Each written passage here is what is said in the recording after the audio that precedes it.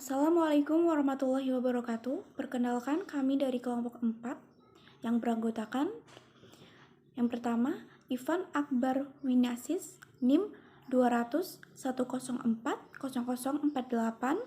Kedua Devina Putri Permatasari NIM 20010400062.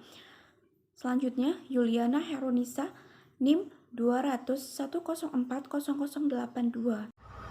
Saya Devina Putri Permatasari, NIM 2104064 akan menjelaskan tentang pengertian bunyi bahasa. Pengertian bunyi bahasa merupakan unsur bahasa yang kecil. Istilah bunyi bahasa atau font merupakan terjemahan dari bahasa Inggris font yang artinya bunyi. Bunyi bahasa menyangkut getaran udara. Bunyi itu terjadi karena dua benda atau lebih bergeseran atau berbenturan. Sebagai getaran udara, bunyi bahasa merupakan suara yang dikeluarkan oleh mulut, kemudian gelombang-gelombang bunyi sehingga dapat diterima oleh telinga. Selanjutnya, pengertian bunyi ujar.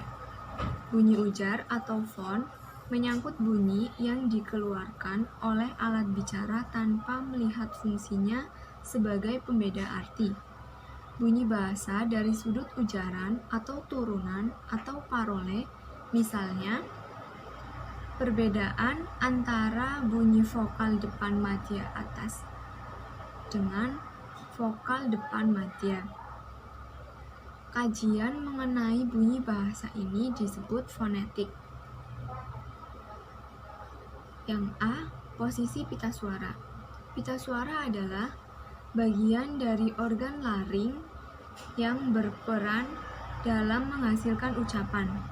Pita suara ini bergetar saat kita mengeluarkan udara yang berasal dari paru-paru yang kemudian mengakibatkan terjadi penurunan penekanan. Pembentukan konsonan berdasarkan posisi pita suara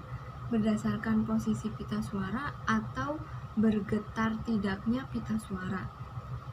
Konsonan dapat dibedakan atas konsonan bersuara dan konsonan yang tidak bersuara.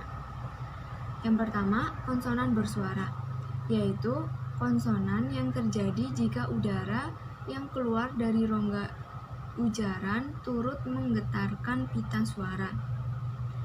Konsonan yang dihasilkan ialah M, B, V, N, D, R, C, G, dan R. Konsonan tidak bersuara, yaitu konsonan yang terjadi jika udara yang keluar dari rongga ujaran tidak menggetarkan suara. Konsonan yang dihasilkan ialah P, T, C, K, F, X, dan H. Assalamualaikum warahmatullahi wabarakatuh. Nama saya Ivan Akbar Winasis. B. Pembentukan bunyi ujar atau bahasa. Yang pertama, bunyi bahasa merupakan unsur bahasa yang paling kecil. Bunyi bahasa menyangkut getaran udara. Bunyi terjadi karena dua benda atau lebih bergeseran atau bertebaran. Sebagai getaran udara, bunyi bahasa merupakan suara yang dikeluarkan oleh mulut, kemudian gelombang-gelombang bunyi sehingga dapat diterima oleh telinga. Dalam pembentukan bunyi bahasa ada 3 faktor utama yang terlibat, yakni A. Sumber tenaga, sumber udara berupa udara yang keluar dari paru-paru. B. Alat ucap yang menimbulkan gerakan. Dan C. Rongga pengubah getaran. Adapun tempat alat ucap yang dilewati oleh paru-paru antara lain batang, tenggorokan, pangkal tenggorok, kerongkongan, rongga mulut, rongga hidung, atau bersama alat ucap lainnya. Alat ucap sebagai organ tubuh memiliki fungsi dan kerja tertentu. Antara lain, paru-paru berfungsi untuk pernafasan. Pangkal tenggorokan adalah rongga pada ujung pipa pernafasan. Epiglotis atau katup pangkal tenggorok berfungsi untuk melindungi masuknya makanan atau minuman ke batang tenggorok. Rongga tenggorokan berfungsi sebagai saluran makanan dan minuman. 2. Pembentukan dan klasifikasi bunyi ujar atau bahasa, yaitu mencakup vokal, konsonan, dan semivokal. Pembentukan ini tidak ada artikulasi. Hambatan untuk bunyi vokal hanya pada pita suara saja. Hambatan pada pita suara tidak lazim disebut artikulasi. Konsonan bunyi bahasa yang dibentuk dengan menghambat arus udara pada sebagian alat ucap. Dalam hal ini terjadi artikulasi. Di sini saya akan melanjutkan presentasi. Selanjutnya yaitu bunyi nasal dan oral. Bunyi nasal hanya menutup arus udara keluar melalui rongga mulut, membuka jalan agar dapat keluar melalui hidung.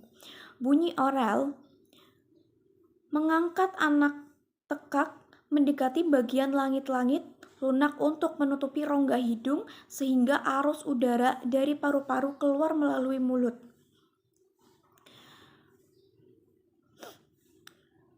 Bunyi keras dan bunyi lunak, bunyi nyaring dan tak nyaring. Pembedaan bunyi berdasarkan derajat penyaring itu merupakan tinjauan fonetik audiotoris. Penyaringan ditentukan oleh luas sempitnya atau besar kecilnya ruang resonansi pada waktu bunyi itu diucap. Bunyi tunggal dan rangkap, bunyi eksresif dan ingresif. Selanjutnya, bunyi bahasa atau bunyi ujaran dihasilkan oleh alat ucap manusia seperti pita suara, lidah, dan bibir. Bunyi bahasa atau bunyi ujaran adalah bunyi yang dihasilkan oleh alat ucap manusia atau bunyi yang diartikan, kemudian membentuk gelombang bunyi sehingga dapat diterima oleh telinga manusia. Sekian presentasi dari kelompok kami, kurang lebihnya mohon maaf.